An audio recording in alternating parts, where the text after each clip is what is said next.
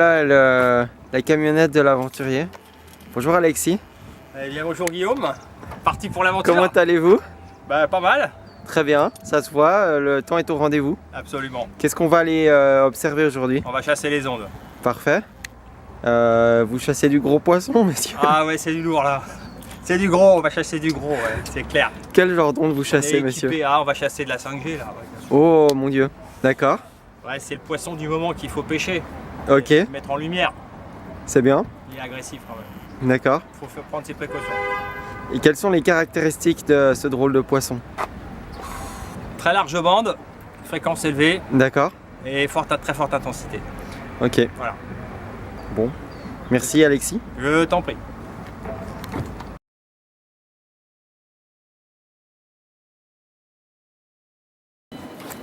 Donc là, ce qu'on peut voir, c'est qu'on a des pics, à 5,5 volts par mètre, donc c'est vraiment excessif, quoi. Pour le vieillissement prématuré, c'est parfait. Stress oxydatif,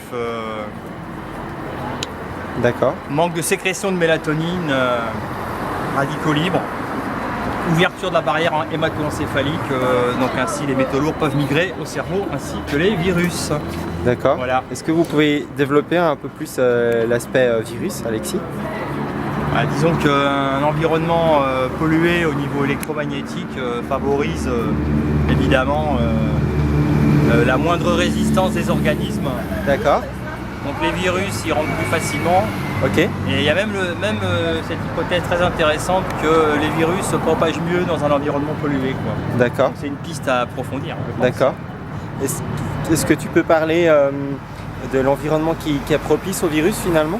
On parle de l'hôte, on parle du virus, Bah, et on oublie un peu en fait, l'environnement. quand l'air est de mauvaise qualité, quand il y a beaucoup de radon et quand il y a beaucoup de pollution électromagnétique, par exemple. D'accord, Ça, ce sont des environnements toxiques. Donc ici, on est dans un environnement toxique, en fait, très toxique. Là. ok. Voilà. Je propose qu'on fasse des mesures plus détaillées avec mon matériel professionnel. D'accord. Merci Alexis.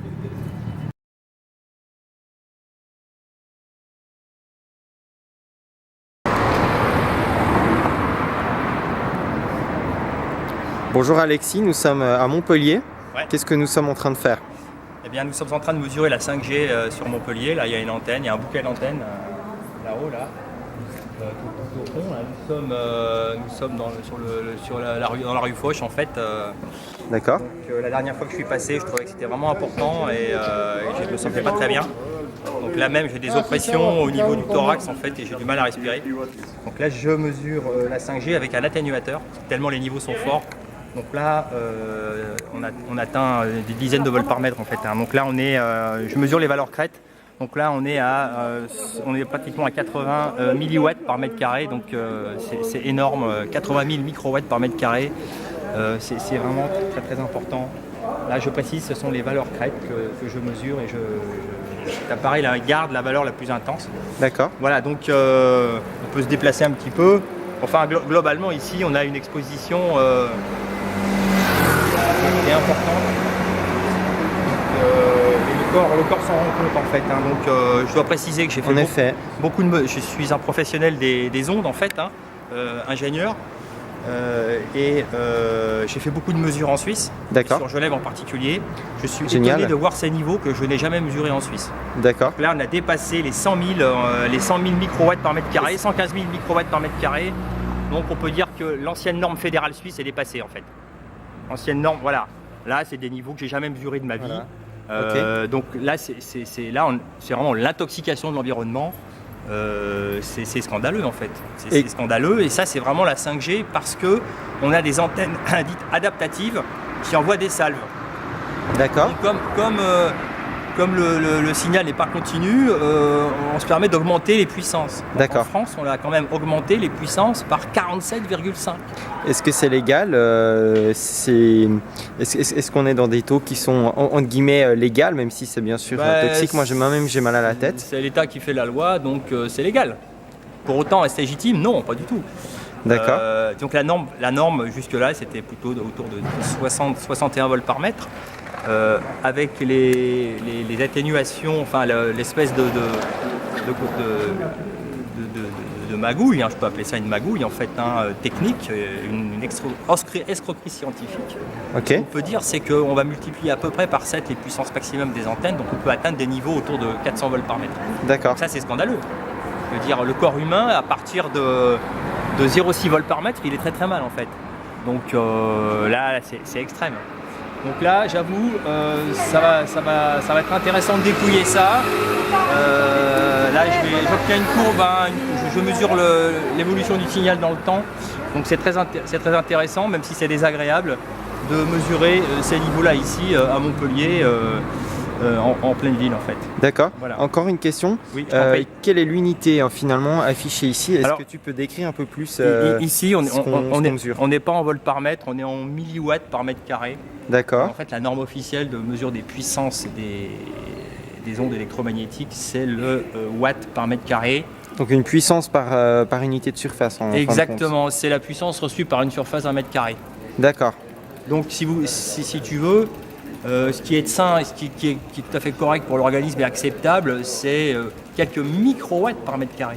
Et là, on est à 132 000 microwatts par mètre carré. Ouais, donc on est quelques centaines de fois supérieur. Oui, et le bruit de fond naturel de la nature, c'est 1 nanowatt par mètre carré. D'accord. C'est-à-dire 1 milliardième de watts. Donc là, on est dans des niveaux totalement Extraordinaire. extraordinaires qui n'existent absolument pas dans la nature. Pourrait-on dire démoniaque, monsieur Lemoyle? Je vous laisse la teneur du propos, mais en tout cas, oui, c'est assez diabolique comme énergie, c'est clair. Voilà, Ok. donc je pense que là, on peut s'arrêter et Merci beaucoup.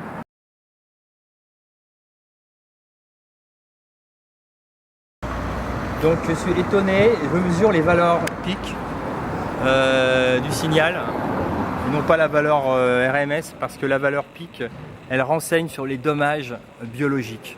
D'accord. L'hypothèse des effets thermiques n'est pas suffisante, en fait, il faut vraiment considérer les effets non thermiques, et ceux-là, ils sont caractérisés par les valeurs pic. D'accord. Le pic, c'est le sommet de la vague, en fait. D'accord. C'est la force du coup de poing, si tu veux, maximum. D'accord. Donc là, ce que j'observe, c'est que j'ai dû mettre un atténuateur qui divise par 100 le signal, la puissance du signal, parce que les puissances sont vraiment extrêmes. Et en tant que professionnel des ondes depuis une dizaine d'années, j'ai surtout mesuré les ondes en Suisse, à Genève en particulier. Et là, j'avoue que depuis que la 5G est installée en France, je n'ai jamais mesuré ce genre de niveau. Donc la Suisse, qui est quand même le paradis de la 5G, est largement battue, en tout cas ici. D'accord. Hein, la France, c'est un peu différent, il y a des antennes beaucoup plus puissantes qu'en Suisse, mais il y en a moins. Donc, D'accord. quand on va au Pérou, je dirais que ça va. Par contre, Ufoche, là, ça va plus du tout. D'accord. Là, on a un environnement électromagnétique toxique, largement. On a des pics qui, là, ici, atteignent 125 000 microwatts par mètre carré. C'est énorme. La norme fédérale en Suisse, à 6 volts par mètre, c'était 100 000 microwatts par mètre carré. Là, on l'a dépassé, la norme fédérale suisse, 6 volts par mètre, qui est déjà en France à ce qu'on appelle des points atypiques. Oui. Donc, on ne doit pas les laisser atypiques normalement. Donc avec la 5G et ses antennes adaptatives, les normes sont bafouées en fait. Alors, comment est-ce qu'elles sont bafouées? Parce qu'une antenne adaptative, elle n'émet pas en continu. Donc on se permet de multiplier la puissance des antennes. En France, c'est par 47,5 qu'on a multiplié la puissance des antennes, alors qu'en Suisse, c'est par 10. Bon, par quel tour de passe-passe on a pu faire ça en restant légal? Ben, c'est simple, les gens ne valident, les officiels, la NFR en France et puis l'Ofcom en Suisse, ne valident que l'hypothèse thermique, ce qui est une escroquerie scientifique. En fait, il y a des effets non thermiques et on a des milliers d'études qui le prouvent. Donc, dans ces conditions, en ne validant que les effets thermiques, on peut considérer que ce qui compte, c'est la valeur moyenne. Donc, à ce moment-là, puisque l'antenne n'émet pas tout le temps, on peut appliquer des facteurs de correction. Voilà, ça, c'est une escroquerie majeure qu'il faut dénoncer. Ça permet de lisser les coups de poing et de faire passer la 5G finalement. On lisse les coups de poing alors qu'ils ne sont pas du tout lissés, les coups de poing. Hein. Ils sont les violents. Coups de poing en lissant, quand on Voilà. prend un coup de poing dans le ventre. Donc là, on a atteint valeur extrême, 280 000 microwatts par mètre carré. Donc là, on doit dépasser les 20 volts par mètre, quoi. C'est énorme. Donc là, vraiment, on a des niveaux vraiment très, très, très élevés. Donc j'attends avec impatience le dépouillement de cet enregistrement là, hein, Avec joie. qui dure depuis 4 minutes maintenant, qui va donner une courbe qui sera bon de pouvoir interpréter. Donc là on a des niveaux qui commencent à devenir très très forts. Et je dirais, ce qui m'étonne beaucoup, c'est que les gens ne sentent rien en fait. Personnellement, j'ai mal à la tête. Je sens une oppression au niveau des oreilles, à l'arrière de la tête. Ah ouais, alors, et Alexis, comment est-ce que tu te sens? Bah, moi je suis oppressé au niveau du thorax. Ok. Et puis j'ai mal au crâne en fait également. Alors je vais faire une confidence à nos auditeurs. Oui. Tout à l'heure je suis allé commander des huîtres et des frites dans une petite cabane au Pérou. Et D'accord. autour de moi il y avait beaucoup de gens avec des smartphones. Salut. Bonjour. Et eh bien j'ai pris ma dose. Moi, je n'ai pas de téléphone portable. J'ai pris ma dose et je me suis dit, ah ça y est, je comprends pourquoi les gens ne sentent pas les ondes et la 5G. C'est parce qu'en permanence, ils sont intoxiqués par leur téléphone portable. D'accord. Du coup, ils sont habitués à ce type d'énergie et ils ne font plus la différence. Ok. Mais pour quelqu'un qui n'a plus de téléphone portable, comme c'est ton cas aussi d'ailleurs, eh bien, exactement. Nous on les sent les ondes. En et effet. on sent que c'est vraiment toxique, quoi. Et je sens la différence depuis que je l'ai plus d'ailleurs. Donc on n'a pas envie de rester là trop longtemps, hein, à vrai dire. Donc voilà, là on a vraiment des niveaux extrêmes, ça va vraiment mériter la réalisation d'un article C'est intéressant. que je publierai sur mon blog, et puis aussi ce petit reportage. Donc voilà. Volontiers. Et Alexis, tu as un boîtier jaune dessous? Oui, il permet d'enregistrer, c'est ça, c'est ce que tu expliquais. Voilà, il permet d'enregistrer les mesures que tu fais. Voilà, c'est ça. Là, donc tu vois, je suis équipé en gigahertz solution. Donc je dirais que c'est le matériel professionnel pour ceux qui cherchent à mesurer les ondes électromagnétiques dans une optique de protection. D'accord. Voilà, donc on peut mesurer de très faibles niveaux, mais aussi de très forts niveaux. Et là, actuellement, on mesure de très forts niveaux. J'en ai jamais mesuré autant, à vrai dire, en 10 ans d'exercice. 211, 210. Ouais, c'est très important. D'accord. Bien. Est-ce que tu vois encore quelque chose à ajouter? Oui, mais c'est qu'en plus de ça, par rapport aux valeurs affichées, il faudra appliquer des facteurs de correction. D'accord. Parce que l'appareil... 600. Ouais, alors là, les pics à 600, donc là, le facteur de correction, c'est x5. Pour des raisons techniques. D'accord. Donc ça veut dire qu'on a des niveaux vraiment extrêmes, et là, ça va vraiment mériter de dépouiller tout ça, quoi. Donc là, c'est quoi? C'est un génocide électromagnétique? Ah, complètement, oui, là j'avoue que c'est scandaleux en fait, parce qu'on a des niveaux extrêmes, et je pense qu'on est vraiment dans le syndrome de la grenouille qui se laisse ébouillanter à petit feu et qui ne se rend pas compte qu'elle est en train de brûler là. D'accord. Et comment est-ce qu'on peut faire pour vivre ici? Est-ce que tu penses qu'on dort moins bien, on se régénère moins bien? Ah bah, c'est évident, bien sûr. En fait, ce qui va se passer, c'est quoi? C'est que ça génère du stress oxydatif, des radicaux libres. Ça ouvre la barrière hémato-encéphalique qui permet de laisser pénétrer dans le cerveau les métaux lourds et les virus. Bien sûr. Et cette barrière, elle se situe au niveau du cerveau, c'est ça? Absolument, ouais, la barrière sans cerveau en fait. Hein, ok. Qui s'ouvre avec les ondes électromagnétiques. D'accord. Et il y a aussi un problème d'inhibition de sécrétion de la mélatonine qui gère le cycle jour-nuit et qui permet aux gens de récupérer la nuit et qui est anti-cancer. Donc là, ça aussi c'est un problème en fait. Hein. Donc c'est rien que ces 3 facteurs, c'est vraiment déjà suffisant, mais on a aussi des effets cancérigènes, des problèmes aussi des maladies cardiaques. Voilà, pour dire. Mais il y a d'autres pathologies qui peuvent apparaître en fait, hein, bien sûr. Bien. Voilà, Guillaume, je crois que nous n'allons pas traîner ici. Ok, je te remercie Alexis. Mais merci Guillaume. Bravo.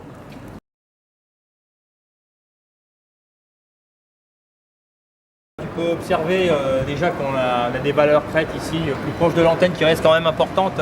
D'accord. En tout cas, qui ont dépassé 6 volts par mètre sur cet appareil, mais avec le Giga solution, on ira plus loin, c'est sûr. Ce qu'on peut observer au fond, tu vois, là, c'est un bloc d'antenne. Tu les vois là? Est-ce que tu peux filmer ça? Alors, je vais juste zoomer ça. Voilà, tu vois là en fait, les antennes qui sont au-dessus, ça c'est pour la 2, 3, 4G.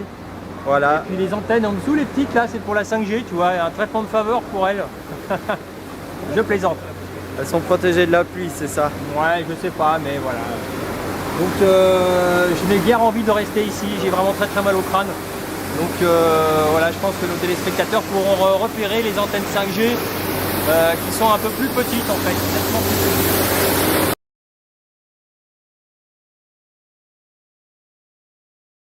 Écoute, ici les niveaux sont quand même nettement plus faibles, hein, c'est clair. On a des pics à 1 volt 3 volts par mètre, un peu sous-évalués par l'appareil, mais globalement rien à voir avec ce que nous avons vécu tout à l'heure rue Foch, en face du bloc d'antenne 5G. En effet. Ce que j'aurais envie de dire, c'est que la sensation que j'ai eue tout à l'heure en allant commander des frites et des huîtres, où je suis resté pratiquement une demi-heure en fait, entouré de smartphones, n'était pas très agréable, c'est vrai. Mais en comparaison, c'était vraiment rien par rapport à la sensation horrible que j'ai eue en descendant la rue Foch pour faire des mesures avec toi et ensuite pour identifier les antennes. Absolument rien à voir quoi. Si on devait dire c'était 10 fois plus nocif quoi. Ouais, clairement. Voilà, donc là ça, je peux vraiment témoigner que vivre dans un environnement comme la rue Foch avec des niveaux atteignant des dizaines de volts par mètre, l'humanité ne tiendra pas le coup en fait. C'est évident que les gens vont tomber. Ça, c'est parole d'expert, sûr et certain. Ils vont tomber, on parle de quelques mois, quelques années, ce sera rapide, on ne sait pas ce qui va se passer. Enfin, on a des idées de ce qui peut se passer dans le futur. La 5G augmente les niveaux drastiquement en fait.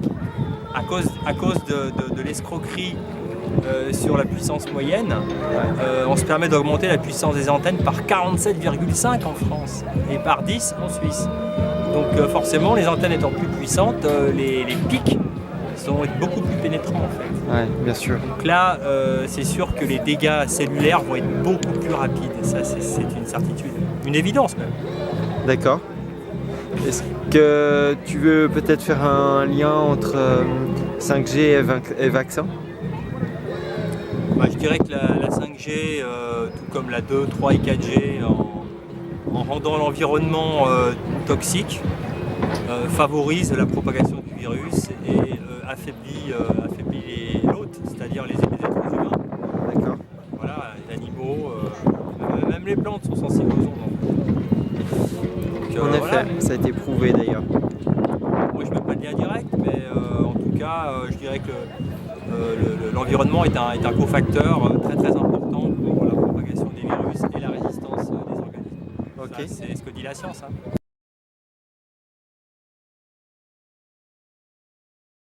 Ça tourne, on est à Saint-Guillaume, on est dans le Verdus, donc un lieu en pleine nature. On se régénère de la 5G massive, on se régénère dans l'eau et on remarque en fait la présence de la nature et son harmonie, ça nous aide énormément à récupérer. Donc là, après cette campagne de mesure de 5G à rue Foch à Montpellier, près du Pérou, ça fait du bien de retourner dans la nature, là, à Saint-Guilhem, le désert. Et tu vois, comme tu peux le constater, il n'y a pas d'onde ici. On est vraiment dans le nul de chez nul. En effet. Et donc ça fait un bien fou. Le corps se régénère. Ce que je pourrais dire, c'est que dans la voiture, j'avais un peu moins mal au crâne quand même. Mais globalement, la sensation, c'était l'effet de casque, avec vraiment une grosse migraine au crâne. Et progressivement, ça s'est transformé en douleur aux yeux. Et là, je dirais actuellement, c'est plutôt la fatigue oculaire. Et cette fatigue oculaire, je l'ai eue sur Genève pendant 6 mois, après une campagne de mesure de 2 jours pour une fondation d'une maison très très proche d'une antenne, 5G.